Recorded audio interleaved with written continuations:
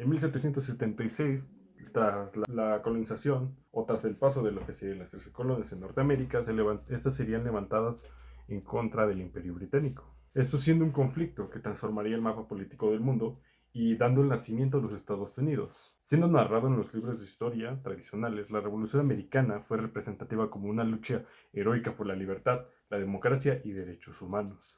Pero Howard Zinn nos da o nos quiere dar una idea diferente de lo que sería este relato. Bajo su interpretación, la independencia no fue más que un levantamiento del pueblo contra la opresión, sino una estrategia de las élites coloniales para poder asegurar su poder económico y político. Sims también nos explica que los líderes revolucionarios, como los hombres como Washington, Jefferson o Adams, pertenecían a la clase alta, dueños de tierra, esclavos, que veían en la independencia una oportunidad para liberarse del control económico británico, sin cambiar las jerarquías sociales. Así, la Revolución Americana fue una transformación de la autoridad, pero no de la estructura. En palabras de Sin, podríamos decirlo, que fue casi una revolución, porque el poder cambió de manos, pero el pueblo seguía estando por debajo. Muchos de estos soldados eran campesinos, sin tierra o jóvenes sin futuro. Se unieron al ejército, ¿no? Principalmente pues, por hambre o necesidad. Algunos de ellos fueron pues, reclutados a la fuerza o les hacían falsas promesas, pues, las cuales pues nunca se cumplieron, ¿no? Bueno, así como fue avanzando la guerra, pues estas promesas nunca se llegaron a cumplir. Pues el ejército se convirtió más que nada en un mecanismo de control social, una forma de mantener pues ocupada y bajo disciplina a una población pues que en esta casa pues la guerra pues no podía verse. Más bien los campesinos no se podían rebelar contra sus propios líderes.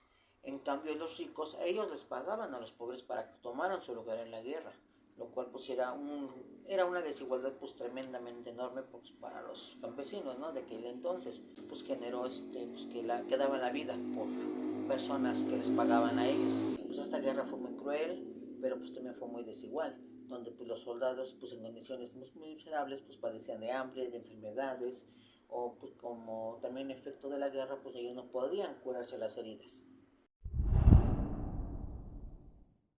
El papel del pueblo fue crucial, pero ambiguo.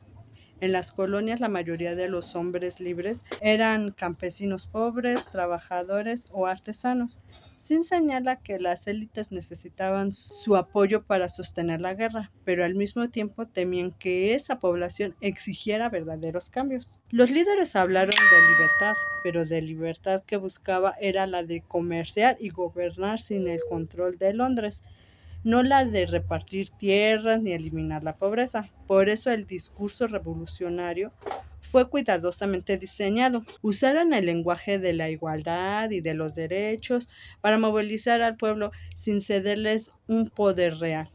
Sin afirma que en los campos y las ciudades había un fuerte descontento. Muchos veían diferencias entre los impuestos del rey y los que imponían los nuevos gobernantes. En los barrios populares y en las zonas rurales, la revolución se sentía lejana, como un sustento de los ricos. Al final, las clases bajas fueron indispensables para ganar la guerra, pero invisible al construir la nueva nación. Ustedes hablaron de derechos naturales, de igualdad, de libertad. Esas palabras inspiraron a miles y se convirtieron en símbolos universales. Pero para Sein advierte que ese lenguaje fue también una herramienta política para manipular al pueblo. Cuando Thomas Jefferson escribió "Todos los hombres son creados iguales", él mismo era dueño de esclavos. Las mujeres no tenían derecho al voto, ni en la participación ciudadana. Los pueblos indígenas eran desplazados y perseguidos. La libertad proclamada en los discursos no abarca a todos. Era una libertad restringida, diseñada por y para los hombres blancos propietarios. Sin embargo, Sin reconoce algo importante en ese lenguaje. Aunque hipócrita en su origen, fue también poderoso, ya que inspiró a luchas posteriores. Esas palabras serían retomadas siglos después, por quienes exigirían sus libertades real, los abolicionistas, las mujeres y los movimientos sociales.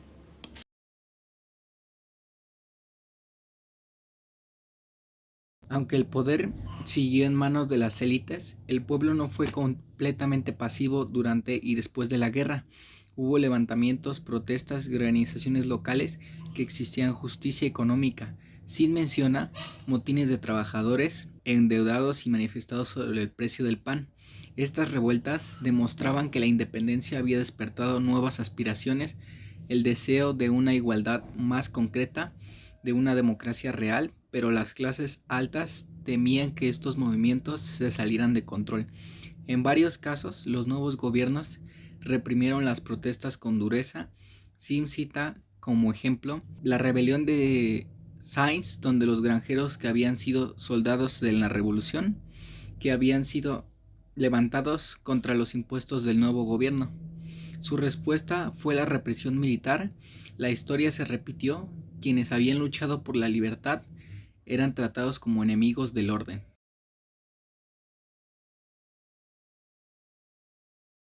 Thomas Paine fue una de las voces más influyentes y honestas del periodo revolucionario.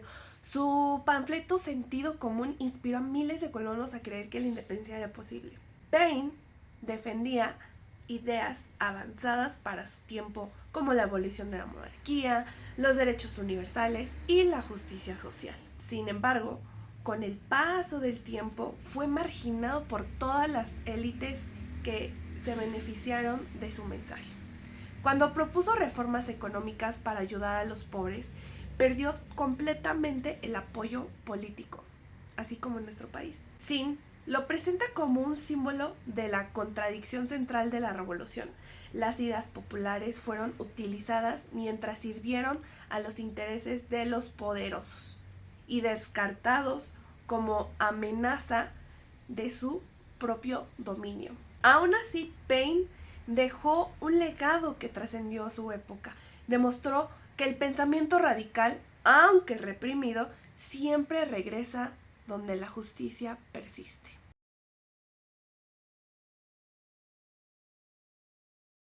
Tras la independencia, la redacción de la Constitución definió el futuro del país. Los padres fundadores querían crear un gobierno fuerte, capaz de mantener el orden y proteger la propiedad.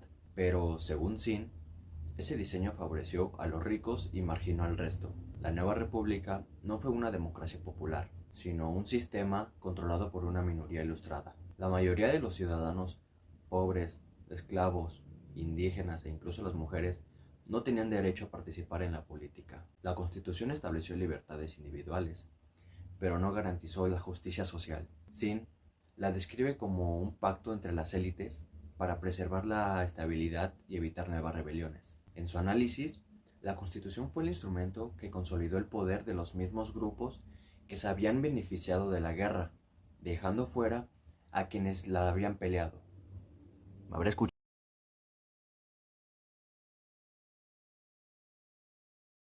Howard concluye que la Revolución Americana fue una victoria política, pero una derrota social. Cambiaron las instituciones, pero no las condiciones de vida de la mayoría. La nueva nación mantuvo la esclavitud, la desigualdad y el dominio económico de unos pocos.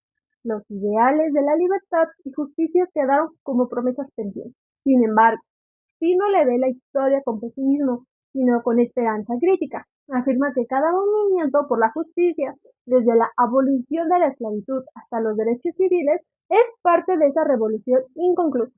En sus palabras, la historia de Estados Unidos no debe contarse solo desde los vencedores, sino desde los que siguen luchando por ser escuchados.